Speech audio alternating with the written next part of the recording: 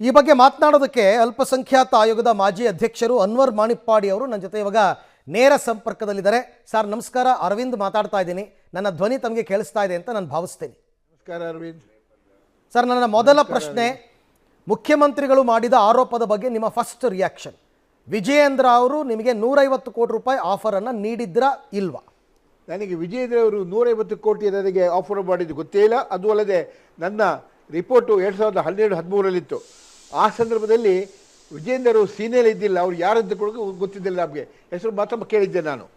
ನನಗೆ ಏನಾದರೂ ಅಮಿಷ ಒಡ್ಡಿದ್ದರೆ ಅದು ಕೇವಲ ಕಾಂಗ್ರೆಸ್ಸಿಗರೇ ಅಂತ ಹೇಳ್ತೇನೆ ನಾನು.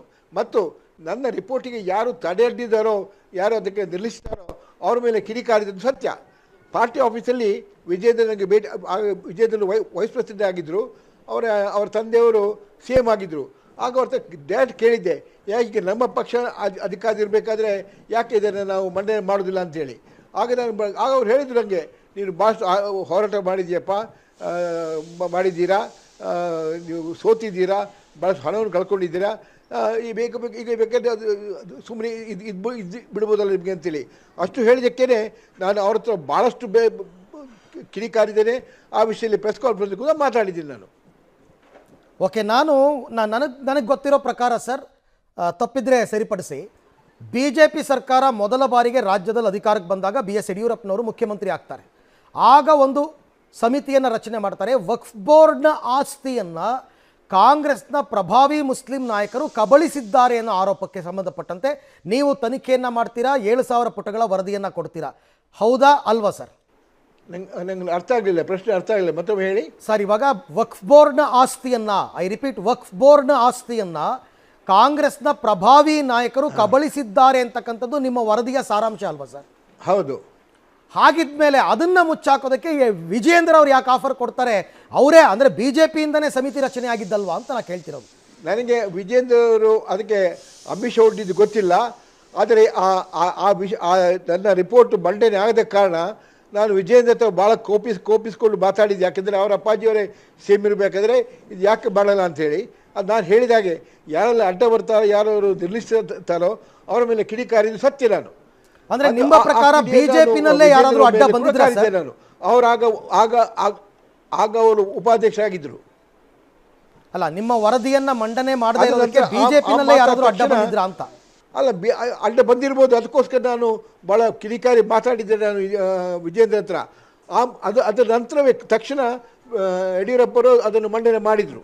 ಓಕೆ, ಹಾಗಾದರೆ ಆ ವರದಿಯನ್ನು ತಡೆ ಹಿಡಿಬೇಕು ಅಂತ ನಿಮಗೆ ಕಾಂಗ್ರೆಸ್ನವರು ಆಫರ್ ಕೊಟ್ಟಿದ್ರು ಅಂತಕ್ಕಂಥದ್ದು ನಿಜನಾ? ಖಂಡಿತವಾಗಿ. ಅದು 2012 ಶುರು ಮಾಡಿದ್ದಾರೆ. ಪ್ರಾಯಶಃ ಒಂದು 3-4 ವರ್ಷ ಹಿಂದೆ ತನಕ ಆ ಆಫರ್ ಕೊಡ್ತಾ ಬಂದಿದ್ದಾರೆ ನನಗೆ. ಅದಕ್ಕೆ ನಿಮ್ಮ ರಿಯಾಕ್ಷನ್ ಏನಾಗಿತ್ತು ಸರ್? ನಾನು ಬೈದು ಕಳಿಸಿದಲ್ಲದೆ ಅವರು ಈಗ ನಂತರ ಮಾತಾಡಿಸಿ ಹೆದರ್ತಾರೆ ಈಗ ಅವರು. ಓಕೆ, ಸೊ ಹಾಗಾಗಿ ಮುಖ್ಯಮಂತ್ರಿಗಳು ಯಾಕೆ ಈ ರೀತಿ ಆರೋಪ ಮಾಡ್ತಾರೆ ಏಕಾಏಕಿ? ನೀವು ಪ್ರಧಾನಿಗೆ ಪತ್ರ ಬರೆದದ್ದು ನಿಜನಾ ಸರ್ ಈ ವಿಚಾರವಾಗಿ? ಖಂಡಿತ, ನಾನು ಪ್ರಧಾನಿಗೆ ಭಾಳಷ್ಟು ಪತ್ರಗಳು ಬರೆದಿದ್ದೇನೆ ನಾನು. ಅಂದ್ರೆ ಏನಂತ ಬರೆದಿದ್ದೀರಿ ಸರ್? ಈ ಪರ್ಟಿಕ್ಯುಲರ್ ಈ ವಿಚಾರದಲ್ಲಿ ಏನಂತ ಬರೆದಿದ್ದೀರಿ ಅಂತ? ಅಲ್ಲ, ಅದು ನನ್ನ ಈ ರಿಪೋರ್ಟ್ ಬಗ್ಗೆ ಭಾಳಷ್ಟು ಬರೆದಿದ್ದೇನೆ. ಅದನ್ನು ಕೇಂದ್ರದಲ್ಲಿ ಎತ್ಕೊಂಡು ಅದನ್ನು ಬೇಕಾದ ಏಜೆನ್ಸಿಗೆ ಅದನ್ನು ಹಸ್ತಾಂತರ ಮಾಡಬೇಕೆಂದು ಕೇಳಿಕೊಂಡಿದ್ದೇನೆ. ಅಂದರೆ CBI ತನಿಖೆ ಆಗಬೇಕು ಅಂತ. ಸಿದ್ದರಾಮಯ್ಯ ಅವರ ವಿಷಯವನ್ನು ಅಲ್ಲ, ಸಿದ್ದರಾಮಯ್ಯ ಅವರು ನಮ್ಮ ವಕ್ಫ್ ಆಸ್ತಿ, ಟೋಟಲ್ ಆಸ್ತಿ 54,000 ಎಕರೆ ಇದ್ದಾಗ ಅದರಲ್ಲಿ 27-28,000 ಕಬಳಿಕೆ ಆಗಿ ಬಾಕಿ ಉಳಿದು ಕೇವಲ 23-24 ಎಕರೆ. ಆಗ ನಮ್ಮ ಸಿದ್ದರಾಮಯ್ಯವರು 1,60,000 ಎಕರೆಗೆ ನೋಟಿಸ್ ಕೊಡ್ತಾರೆ ಬೇರೆ ಬೇರೆ ರೈತರಿಗೆ. ಇದು ಯಾಕೆ? ಇದು ತುಷ್ಟೀಕರಣದ ಮತ್ತೇನು? ಇದು ಮುಸ್ಲಿಂ ಮತ್ತು ಹಿಂದೂಗಳ ನಡುವೆ ಒಂದು ಕಿಡಿ ಹಾಕಿದ್ದು, ಅವರಿಬ್ಬರು ಹೊಡೆದಾಡ್ಕೊಳ್ಳಿ ಅಂತೇಳಿ. ಆದರೆ ಅವರು ಅಷ್ಟು ಸತ್ಯವಂತರಾಗಿದ್ದರೆ ಒಮ್ಮೆ ನೋಟಿಸ್ ಕೊಟ್ಟವರು ಹಿಂದೆ ಹಾಕಿ ಪಡ್ಕೊಳ್ತಾರೆ. ಕೇವಲ 23-24 ಎಕರೆ ಇರಬೇಕಾದ್ರೆ 1,60,000 ಎಕರೆ ಹೇಗೆ ನೋಟಿಸ್ ಕೊಟ್ಟರು? ಮತ್ತು ಅವರಿಗೆ ಕಿಂಚಿತ್ತಾದರೂ ಅಲ್ಪಸಂಖ್ಯಾತರ ಮೇಲೆ ಪ್ರೀತಿ ಇದ್ದರೆ, ಅವ್ರು ಏನಾದರೂ ಮಾಡಬೇಕೆಂದು ಮನಸ್ಸಿದ್ರೆ ನಾನು ಕೊಟ್ಟ ರಿಪೋರ್ಟ್ ಇದೆಯಲ್ಲ ಅದನ್ನು CBIಗೆ ಹಸ್ತಾಂತರ ಈಗಲೇ ಮಾಡಲಿ, ಆಗ ನಾನು ಒಪ್ಪಿಕೊಳ್ತೇನೆ ಅವರ ವಿಚಾರವಾಗಿ. ಅದು ಕೊಡದೆ ಖಾಲಿ ಟೊಳ್ಳು ಮಾತುಗಳು ಯಾಕೆ ಹೇಳಬೇಕು? ಅವರು ಕೊಡಲಿ, ನನ್ನ ರಿಪೋರ್ಟನ್ನು ಅವರು ಕೊಡಲಿ. ರಿಪೋರ್ಟನ್ನು CBI ಕೊಟ್ಟರೆ ಎಲ್ಲ ಹಾಲಿಗೆ ಹಾಲು ನೀರಿಗೆ ನೀರಾಗುತ್ತೆ. ಈಗ ಮೊನ್ನೆ ಸಿದ್ದರಾಮಯ್ಯ ಒಂದು ಟ್ವೀಟ್ ಮಾಡಿರೋದು ನಿಮ್ಮ ಗಮನಕ್ಕೆ ಬಂದಿರಬೇಕು. ನಿಮಗೇನೆ ವಿಜೇಂದ್ರ ಅವರು 150 ಕೋಟಿ ಆಫರ್ ಮಾಡಿದ್ರು, ನೀವು ಪ್ರಧಾನಿ ಅವ್ರಿಗೆ ಪತ್ರ ಬರೆದಿದ್ರಿ, CBI ತನಿಖೆ ಆಗಲಿ ಅಂತೆಲ್ಲ ಆಗ್ರಹಿಸಿದಾರಲ್ಲ. ಮುಖ್ಯಮಂತ್ರಿಗಳಾಗಿ, ರಾಜ್ಯದ ಮುಖ್ಯಮಂತ್ರಿಗಳಾಗಿ ಸಿದ್ದರಾಮಯ್ಯನವರೇ ಅದನ್ನು CBI ತನಿಖೆ ಕೊಡಲಿ ಅಂತಕ್ಕಂಥದ್ದು ನಿಮ್ಮ ಆಗ್ರಹನ ಸರ್? ಹೌದು ನನ್ನ ಆಗ್ರಹ ಅದೇ. ಅಂದರೆ ಎಂಟೈರ್ ನೀವು ಕೊಟ್ಟಂತಹ ರಿಪೋರ್ಟಿಂದ ಹಿಡಿದು ಇಲ್ಲಿ ತನಕ ತನಿಖೆ ಆಗಬೇಕು ಅಂತನಾ? ಹೌದು, ನಾನು ಕೊಟ್ಟ report is just tip of the iceberg. ಆ ಒಂದು ರಿಪೋರ್ಟ್ ತನಿಖೆ ಮಾಡುವಾಗ ಭಾಳಷ್ಟು ಬೇರೆ ವಿಷಯಗಳು ಹೊರಬರುತ್ತೆ. ನಾನು ಕೊಟ್ಟದ್ದು ಕೇವಲ 7,000 ಪುಟ. ಅದೇ CBI ತನಿಖೆ ಮಾಡಿದರೆ ಅದು 77,000 ಪುಟಗಳಾಗ್ಬೋದು. ಕಾಂಗ್ರೆಸ್ನಲ್ಲಿರುವಂತಹ ಮುಸ್ಲಿಂ ನಾಯಕರು, ಅಂದರೆ ದೊಡ್ಡ ದೊಡ್ಡ ನಾಯಕರು ವಕ್ಫ್ ಆಸ್ತಿಯನ್ನು ಲೂಟಿ ಮಾಡಿದ್ದಾರೆ ಅನ್ನೋದು ನಿಮ್ಮ ತನಿಖಾ ವರದಿಯ ಸಾರಾಂಶ ಅಲ್ವಾ ಸರ್? ಹೌದು, ಅವರು ಮಾತ್ರ ಅಲ್ಲ, ಕಾಂಗ್ರೆಸ್ನ ಭಾಳಷ್ಟು ಬೇರೆ ನಾಯಕರು ಕೂಡ ಲೂಟಿ ಮಾಡಿದ್ದಾರೆ. ಓಕೆ, ಸೊ ಆ ರಿಪೋರ್ಟ್ ಹೊರಗೆ ಬರಬಾರ್ದು ಅನ್ನೋ ಕಾರಣಕ್ಕೋಸ್ಕರ ಇವಾಗ ಅವರು ನಿಮಗೆ ಆಫರ್ ಮಾಡಿದ್ರು, ಈ ರಿಪೋರ್ಟನ್ನು ಹೊರಗೆ ತರಬೇಡಿ ಅಂತ ಅಂದ್ಬಿಟ್ಟು ಕಾಂಗ್ರೆಸ್ನವರು ನಿಮಗೆ ದುಡ್ಡು ಆಫರ್ ಮಾಡಿದ್ರು. ಖಂಡಿತ ಅದರ ವಿಷಯ ನಾನು ಹೈಕೋರ್ಟಿನ ವಾಪಸ್ ತಗೊಳ್ಬೇಕು, ಇನ್ನು ಕೇಸಿಗೆ ಹೋಗಬಾರ್ದು ಈ ವಿಚಾರಕ್ಕಾಗಿ.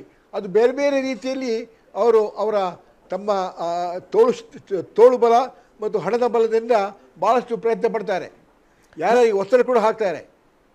ನಾನು ಇನ್ನೂ ಒಂದು ವಿಚಾರ ಕೇಳ್ಪಟ್ಟಿದ್ದೆ ಸರ್, ನೀವು ಈ ಹಗರಣ ಎಲ್ಲ ತನಿಖೆ ಮಾಡಬೇಕಾದ್ರೆ ನಿಮ್ಮ ಸಮಿತಿ ಕಡೆಯಿಂದ 2010, 11, 12ರಲ್ಲಿ ನಿಮಗೆ ತುಂಬ ಕಿರುಕುಳ ಕೊಟ್ಟಿದ್ರು ಕೆಲವು ನಾಯಕರು ಅಂತಕ್ಕಂಥದ್ದನ್ನು ನಾನು ಕೇಳ್ಪಟ್ಟಿದ್ದೆ. ಸತ್ಯ ಯಾಕೆಂತ ಹೇಳಿದರೆ ಆಗ ನಮ್ಮ ಸೆಕ್ರೆಟರಿ ಆಗಿದ್ದವರು ಈಗಿಲ್ಲ, ಅಥವಾ ತೀರೋಗಿದ್ದಾರೆ, ಅವ್ರ ವಿಷಯಗಳನ್ನೆಲ್ಲ ಅವರಿಗೆ ಹೇಳ್ತಿದ್ರು. ನಮ್ಮ minority welfare secretary IAS officer ಅವರು ಎಲ್ಲ ಹೇಳ್ತಿದ್ರು. ಅವರು ಹೇಳಿದಾಗ ನನಗೆ ಮತ್ತು ನನ್ನ ಸೆಕ್ರೆಟರಿ ಅವರಿಗೆ ಭಾಳಷ್ಟು ಕಿರುಕುಳವನ್ನು ಕೊಟ್ಟಿದ್ರು ಅವರು, ಕಾಂಗ್ರೆಸ್ನವರು. ಸೊ ಕಾಂಗ್ರೆಸ್ನಲ್ಲಿರ್ತಕ್ಕಂಥ ಮುಸ್ಲಿಂ ನಾಯಕರೇ ನಿಮಗೆ ಒಂದು ರೀತಿ ಶತ್ರುಗಳಾಗಿದ್ರು ಅವಾಗ? ಹೌದು, ಅದು ಅಲ್ಲದೆ ನನ್ನ ಸೆಕ್ರೆಟರಿ, ಪರ್ಸನಲ್ ಸೆಕ್ರೆಟರಿ ಯಾರಾಗಿದ್ದರು ಅವರು ರಿಟೈರ್ ಆದಾಗ ಅವರಿಗೆ ಸಿಗಬೇಕಾದ ರಿಟೈರ್ಡ್ ಬೆನಿಫಿಟ್ಸ್ ಅಂತ ಕೂಡ ಅವರು ಕೊಡಲಿಲ್ಲ ಕಾಂಗ್ರೆಸ್ ಸರ್ಕಾರ. ಓಕೆ, ಮೊನ್ನೆ ತಾನೇ ಅದನ್ನು ಕೂಡ ಕೋರ್ಟಲ್ಲಿ ಗೆದ್ದಿದ್ದೇವೆ ನಾವು. ಅತೀಕ್ ಅಂತ ಅವರ ಹೆಸರು. ಹಾಗಾದರೆ ಸಿದ್ದರಾಮಯ್ಯನವರು ಈಗ ಯಾಕೆ ಸರ್ ಈ ವಿಚಾರ ಪ್ರಸ್ತಾಪ ಮಾಡಿರೋದು?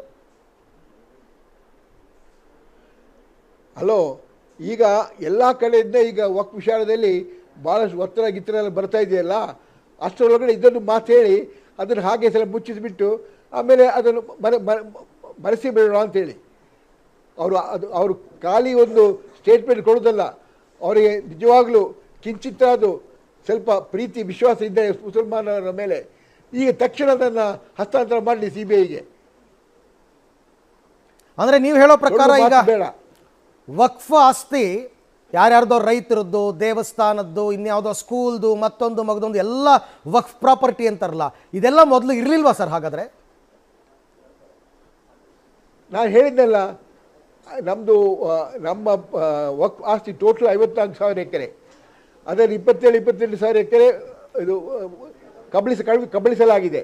ಬಾಕಿ ಉಳಿದಿರೋದು 24,000 ಎಕರೆ ಇರುವಾಗ 1,60,000 ಎಕರೆಗೆ ಇವರು ಹೇಗೆ ನೋಟಿಸ್ ಕೊಟ್ಟರು? ಯಾಕೆ ಕೊಟ್ಟರು? ಇದು ಕೇವಲ ಹಿಂದೂ ಮುಸ್ಲಿಂ ಕಡೆ ಒಂದು ಕಿಡಿ ಹಾಕಿದಲ್ಲದೆ ಬೇರೆ ಯಾವುದೂ ಅಲ್ಲ, ತುಷ್ಟೀಕರಣ. ಓಕೆ, ಒಂದೇ ಒಂದು ಕೊನೆಯ ಪ್ರಶ್ನೆ ಕೇಳ್ಬಿಡ್ತೀನಿ ಸರ್. ಯಾವುದೋ ಒಂದು 2-3 ವಿಡಿಯೋ ವೈರಲ್ ಆಗಿತ್ತು. ಆ ವಿಡಿಯೋದಲ್ಲಿ ಯಾವುದೋ ಚಾನಲ್ನಲ್ಲೋ ಅಥವಾ ಯೂಟ್ಯೂಬ್ ಚಾನಲ್ನಲ್ಲೋ ತಾವು ಮಾತನಾಡ್ತಾ ವಿಜೇಂದ್ರನೇ ನನಗೆ ಆಫರ್ ಕೊಟ್ಟಿದ್ರು, ನಾನು ಬೈದು ಕಳಿಸಿದ್ದೆ ಅಂತ ಹೇಳಿದೆ ಅಂತ ಏನೋ ಒಂದಷ್ಟು ನೀವು ಮಾತಾಡ್ದಂಗೆ ನಾನು ಕೇಳ್ಪಟ್ಟೆ. ಆ ವಿಡಿಯೋ ಬಗ್ಗೆ ತಮ್ಮ ಸ್ಪಷ್ಟನೆ ಏನು? ಅಲ್ಲ, ನಾನು ಹೇಳಿದ್ದಲ್ಲ, ನಾನು ಆ ವಿಚಾರದಲ್ಲಿ ಮಾತಾಡಬೇಕಾದ್ರೆ ಯಡಿಯೂರಪ್ಪ ವಿಜೇಂದ್ರ ಬಂಧನಿಗೆ ಭಾಳಷ್ಟು ಮಾತಾಗಿತ್ತು. ಆಗ ನಾನು ಸಿಟಿನಲ್ಲಿ ಭಾಳಷ್ಟು ಮಾತಾಡಿರ್ಬೋದು. ಯಾಕೆಂದರೆ ಯಾರಾದರೂ ಸ್ವಲ್ಪ ನನ್ನ ರಿಪೋರ್ಟಿಗೆ ತಡೆ ಒಡ್ಡಿದ್ರೆ ಅಥವಾ ನಿರ್ಲಕ್ಷಿಸಿದರೆ ನಾನು ಭಾಳಷ್ಟು ಕಿಡಿಕಾರಿದೆ, ಭಾಳಷ್ಟು ಮಾತಾಡಿದ್ದೇನೆ. ಅದಿದ್ರೂ ಇರ್ಬೋದು. ಆದರೆ 150 ಕೋಟಿ ಕೊಡ್ತೇನೆ ಅಂತ ಹೇಳಿದ್ದ ನಂಗೆ ಗೊತ್ತೇ ಇಲ್ಲ. ರೈಟ್. ಅನ್ವರ್ ಮಣಿಪಾಡಿ ಅವರೇ, ಥ್ಯಾಂಕ್ ಯು. ಪಬ್ಲಿಕ್ ಟಿವಿ ಜೊತೆ ಇಲ್ಲಿ ತನಕ ಮಾತನಾಡಿದ್ದಕ್ಕೆ ಧನ್ಯವಾದ. ಸೊ ಆ ವಿಡಿಯೋದಲ್ಲಿ ನಾನು ಮಾತನಾಡಿರ್ತಕ್ಕಂಥದ್ದು ನಿಜ, ಬಟ್ 150 ಕೋಟಿ ಆಫರ್ ಬಗ್ಗೆ ಅಲ್ಲ. ನನ್ನ ವರದಿ ಮಂಡನೆ ಆಗೋದಕ್ಕೆ BJPನಲ್ಲಿ ಯಾರೋ ತಡೆ ಹಿಡಿದಿದ್ದಾರೆ, ಅದನ್ನು ಸರಿಪಡಿಸಿ ಮೊದಲು ಮಂಡನೆ ಮಾಡಿ ಅಂತ ಕೂಗಾಡಿದ್ದೆ. ಆ ವಿಡಿಯೋ ಅದು ಅಂತಕ್ಕಂಥ ಸ್ಪಷ್ಟೀಕರಣವನ್ನು ಅನ್ವರ್ ಮಾಣಿಪ್ಪಾಡಿ ಅವರು ಕೊಟ್ಟಿದ್ದಾರೆ.